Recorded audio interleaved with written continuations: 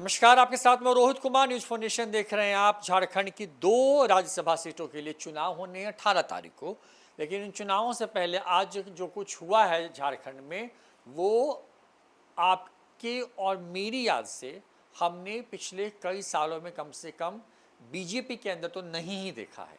हुआ यह है कि बीजेपी ने अपने तमाम विधायकों को वहाँ रांची के एक नामचीन होटल के अंदर बंद कर दिया। अब बैठक भी वहीं होगी, तमाम विधायक को वहीं रहना है, कोई इधर उधर नहीं करेगा। झारखंड की 2 सीटें हैं, 2 सीट गणित के हिसाब से महागठबंधन जिसकी सरकार है हेमंत सोरेन के नेतृत्व में, उसको ही जानी है, आंकड़ा यही कहता है। लेकिन वहाँ पर एक निर्दलीय प्रत्याशी ने चुनावी रण में उतर करके एक तरीके से कहें कि मुश्किल में डाल दिया है। उस कांग्रेस के प्रत्याशी हैं, वो पटना आते हैं, तेजस्वी यादव से मिलते हैं, आश्वासन लेके जाते हैं कि भाई उनके विधायक नहीं टूटेंगे और महागठबंधन के पक्ष में ही वोट करेंगे क्योंकि उनका वोट बहुत अहम है। दूसरी तरफ जेएमएम के विधायक ना टूटें और कांग्रेस के भी विधायक नहीं टूटें, इसकी भी रणनीति तय की जा रही है।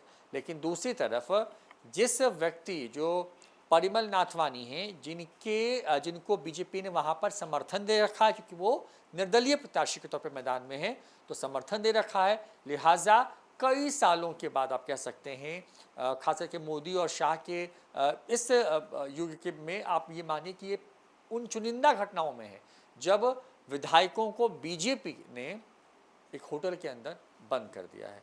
अभी चुनाव होने में जो है वक्त है, लेकिन अब तमाम जो विधायक हैं एनडीए के, वो उसी होटल के अंदर रहेंगे। देवांशु जुड़े हमारे साथ में। देवांशु, क्योंकि होटल में बंद करने वाली रिवायत कांग्रेस के अंदर है, कई क्षेत्रीय दलों के अंदर है, लेकिन ऐसे कि मुझे जितना ध्यान है कि अगर सरकार बननी है कर्नाटका में तो विधायक हैदराबाद रहते हैं, अगर सरकार बननी है हैदराबाद में तो विधायक पश्चिम बंगाल में आके रहते थे। मतलब इतना डर रहा है कांग्रेस के अंदर में।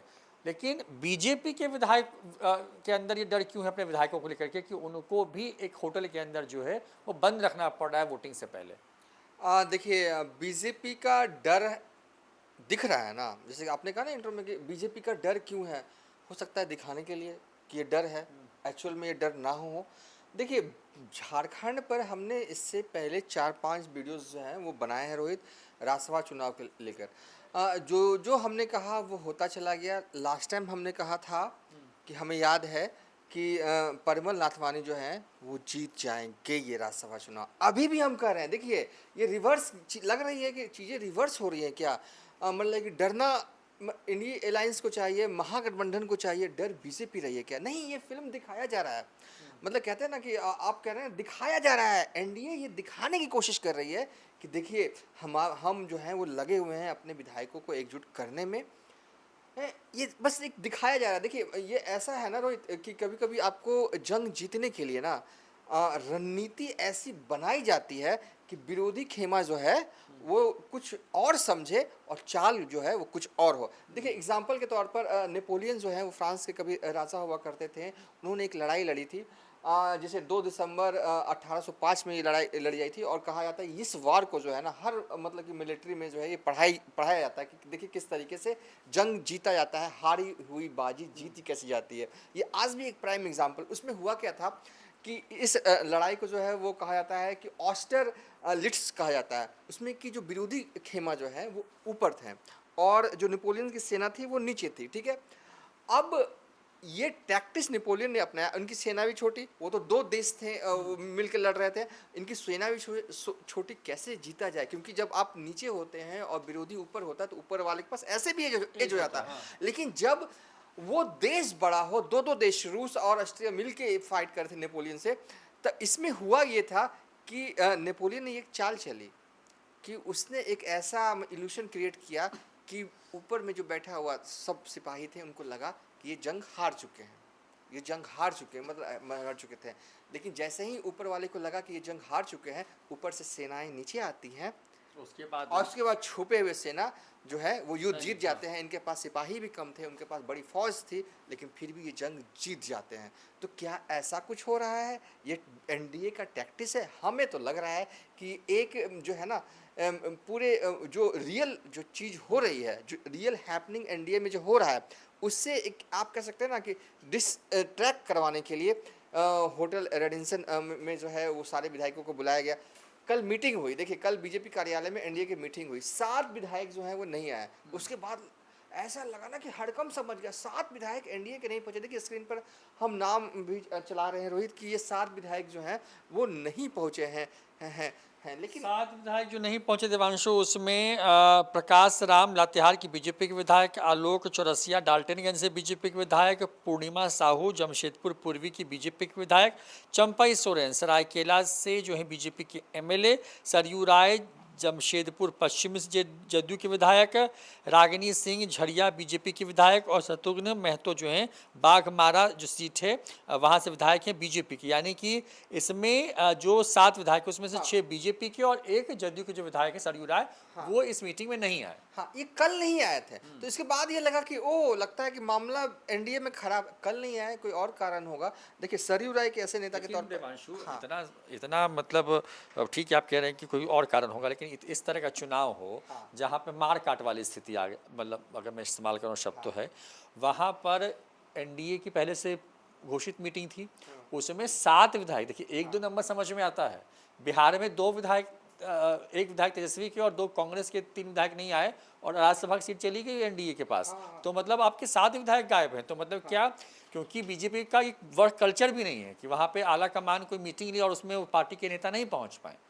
देखिए यही तो, जिसके बाद से ही तो ये एक्टिविटी हुई कि होटल में जो है वो विधायकों को बुलाया गया, अब अपना जो है वो ट्रॉली लेकर आ जाइए, अब यहीं रहना होगा। देखिए जैसे कि पूर्णिमा साहू जो जमशेदपुर से पूर्व एमएलए की भी है, ये रघुवर दास की बहू हैं।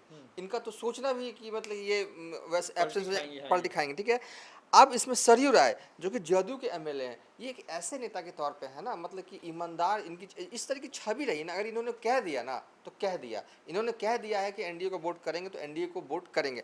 अब इसमें आप रख लीजिए प्रकाश राम लातेहार जो बीजेपी के एमएलए, पहले ये दूसरी पार्टी में थे लेकिन अब बीजेपी में। देखिए मेरा सिंपल पॉइंट है, मेरे पास बहुत सारे पॉइंट है, लेकिन ये सिंपल लॉजिक पॉइंट है कि ये ठीक है, कोई और कारण रहा होगा, आ जाएंगे।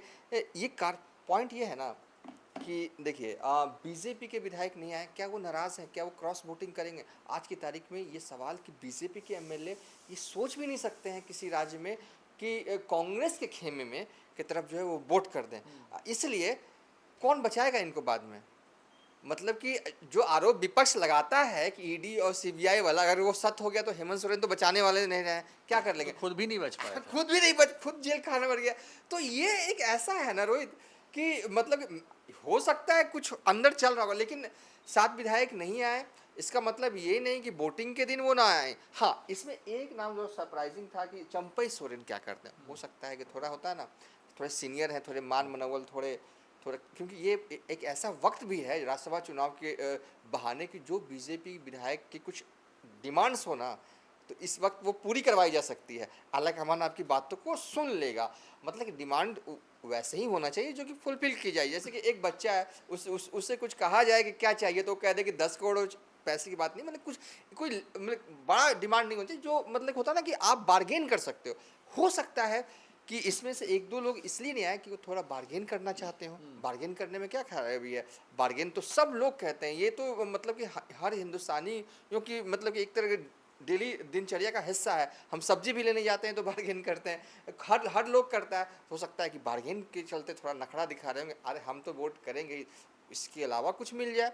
मैं बात मतलब कि मिल जाए हॉर्स ट्रेडिंग वाला नहीं कर रहा हूँ, मिल जाए पार्टी में कोई पद मिल जाए, चाहे कोई फैमिली के कोई और लोग संगठन में सेट हो जाए, चाहे कोई करीबी सेट हो जाए, बहुत तरह के काम होते हैं ना, ये बात रहा हो।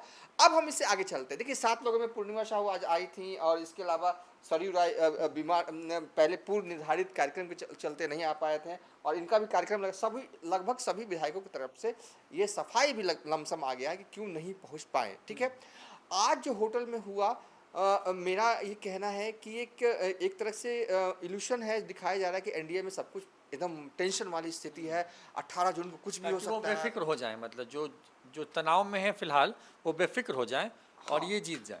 उनका जो दिमाग है ना कहीं और लगाने के लिए, हमें लगता है कि एक एनडीए का एक सियासी टैक्टिस है। 18 जून को क्या होगा? देखिए 18 जून को देखिए अब तो जो झारखंड राज्यसभा चुनाव से को लेकर जो दिलचस्पी रखते हैं इस खबर से वो सबको पता होगा, लेकिन फिर भी 1 मिनट में रिवाइज कर दें कि 24 एनडीए के पास नंबर्स है, 28 जीत के लिए चाहिए। परिमल नाथवानी निर्दलीय उम्मीदवार हैं, 24 नंबर तो उन्हें एनडीए का मिल जाएगा। अगर एनडीए पूरी तरीके से इंटैक्ट रहती है तो मेरे हिसाब से रहेगी भी। कोई ऐसा नहीं है कि एक आध विधायक उधर छिटक के नहीं जाने वाला है। लेकिन 4 जो है नंबर्स उन्हें और चाहिए। 4 कहाँ से चाहिए? मान लीजिए कि जयराम महतो इधर आ भी जाते हैं तो फिर भी 3 चाहिए। फिर भी 3 चाहिए। ये विधायक कहाँ से आएंगे? ये विधायक आएंगे कांग्रेस से आएंगे, ये विधायक जेएमएम से आएंगे। यही वजह है कि देखिए तेजस्वी से मिलने के लिए ये प्रणब झा जो कांग्रेस के राज्यसभा उम्मीदवार हैं वो पटना पहुँचते हैं। उनको पता है कि ठीक है, झारखंड में मंत्री संजय यादव ने कहा है कि हम इंटैक्ट हैं, आप ही की तरफ, आप ही के साइड वोट करेंगे। आज इरफान अंसारी जो कि कांग्रेस के बड़े नेता हैं, झारखंड में स्वास्थ्य मंत्री हैं, वो संजय यादव से मिलने के लिए जाते हैं। एक तरह से आरजेडी को भी ना खूब मान मनोबल किया जा रहा है, कहीं ऐसा ना हो कि एक आध टूट जाए। यहाँ एक भी टूटा तो बहुत खेल इधर से उधर हो सकता है। एक चीज़ है कि द्वितीय वरीयता में ही ये तय होना है कि परिमल नाथवानी जीतेंगे या हारेंगे। पहली वरीयता में ये होना नहीं। द्वितीय वरीयता के आधार पर ही चीज़ें स्पष्ट होंगी और ऐसे में कौन टूटेगा कौन नहीं टूटेगा हम भी अभी भी कह रहे हैं। पहले भी देखिए, अभी झारखंड में क्या लग रहा है, झारखंड के सियासी माहौल को देखें तो ऐसा लग रहा है कि एज जो है वो इंडी अलायंस के पास है, लेकिन हमें लग रहा है कि नहीं, एज नहीं है इंडी अलायंस के पास। ये कुछ और चल रहा है जो दिखाया नहीं जा रहा है। बीजेपी अगर इतनी कमज़ोर होती तो उम्मीदवार नहीं उतारती, मतलब कि नहीं उतारती ना, मतलब कि बीजेपी ने का प्लान पहले से प्रूफ होगा तभी उन्होंने परिमल नाथवानी को जो है मैदान में उतारा। मैं कहूँगा, आप कहेंगे निर्दलीय उम्मीदवार है, ठीक है, मैं तो यही कहूँगा कि वो बीजेपी ने उतारा। ऑफिशियली वो बीजेपी के कैंडिडेट नहीं है, निर्दलीय ही है, लेकिन जब प्लान पूरा दम पर तो आए हैं, बीजेपी के दम पर आया है। और चाहे परिमल नाथवानी, मतलब कि वो इतना बड़ा नाम है, मतलब कहते हैं ना कि जैसे ही वो हुआ अनाउंस कि वही बनेंगे तो एक डर का माहौल है। मतलब कि कांग्रेस कोटे के मंत्री जो है वो झारखंड विधानसभा में कहते हैं कि गार्ड बिक गया। बताइए क्या चल रहा है? परिमल नाथवानी को लेकर एक परसेप्शन, एक माहौल ये है कि भाई ये तो बहुत बड़े अमीर आदमी हैं, खरीद सकते हैं सब कुछ, मतलब ये परसेप्शन है। और ऐसा लग रहा है कि सब आदमी बिक जाएगा। मैं ये नहीं कह रहा हूँ कुछ क्या होने वाला, हॉर्स ट्रेडिंग पे मैं नहीं आ रहा हूँ। मैं ये कह रहा हूँ कि परिमल नाथवानी जो आदमी 2008 में निर्दलीय जीत गया हो, 2014 में जीत गया हो, और उस वक्त तो और परिस्थितियाँ डेंजर जोन में थी, आज तो परिस्थितियाँ उतनी डेंजर जोन में नहीं है, तो कैसे वो हार जाएंगे? और मतलब कि ये अंबानी के करीब, मैं कह रहा करीबी मतलब ऐसे वैसे करीबी नहीं है, ये अंबानी में उस पोस्ट पर हैं जहाँ पर कंपनी और सरकार के बीच में किसी बंदे को बात करनी होती कंपनी की तरफ से, तो यही बात करते हैं। अब कहीं कोई बड़ी डील होती, क्योंकि ये लोग का कारोबार छोटा तो होता नहीं है रोहित, इन लोगों का कारोबार होता है, सरकार से डील होती है, बड़ी बड़ी डील होती है, तो ये कौन करता है? अंबानी की तरफ से कौन बात करता है? अंबानी खुद नहीं जाते, अंबानी तो बहुत लेट जाएंगे। ये सारा जिम्मा जो है वो परिमल नाथवानी ही संभालते हैं। तो मतलब कि सोचिए कितना बड़ा आदमी है। तो ये तो है, अगर परिमल नाथवानी ने फुल प्रूफ प्लान अपने लिए बनाया है तभी वो झारखंड गए हैं। और कहीं ना कहीं ये जो होटल पॉलिटिक्स, रिजॉर्ट पॉलिटिक्स इसे नहीं कह सकते, क्योंकि होटल रेजिडेंशियल होटल है, रिजॉर्ट नहीं है, लेकिन आपको कहना है तो कहिए, कोई बात नहीं। ये जो हो रहा है होटल जो है पॉलिटिक्स फिलहाल इस वक्त, हमें लगता है कि एकदम ऐसा दिख रहा है कि नेक टू नेक है, कुछ भी हो सकता है। बड़ा कसमस की स्थिति ये दिख रहा है, बस अंदर ऐसा है नहीं। हाँ, लेकिन कांग्रेस या इंडी गठबंधन की एक चीज़ में तारीफ करनी होगी, शुरुआती दौर में वो चीज़ों को बड़ा हल्के स्लाइड वे में ले रहे थे, लेकिन कहीं ना कहीं लास्ट मोमेंट में ही सही, कहते हैं ना कांग्रेस के बारे में एक चीज़ तो है, जागती जरूर है लेकिन देर से जागती है।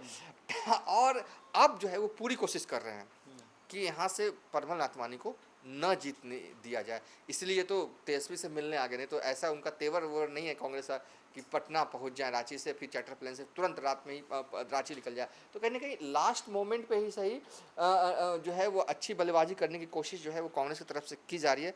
लेकिन सवाल ये है कि जो स्लोली खेल चुका हो पूरा गेम, उसकी तैयारी लास्ट मोमेंट वाली होती नहीं है, तो कौन जीतेगा? हमें अभी भी लग रहा है रोहित, एस तो है परिमल नाथवानी को।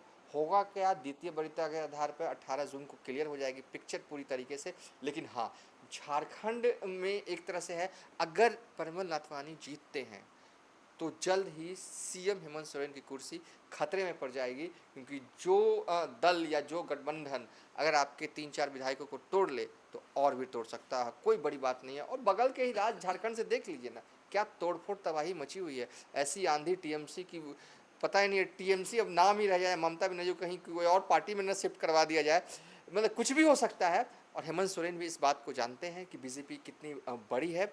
हमें अभी भी लगता है कि एज है परिमल को। देखिए पूरी कहानी आज की ये है, जिस कहानी में जो है तमाम बीजेपी के विधायकों को रांची के एक नामचीन होटल के अंदर जो है वो रखा गया है।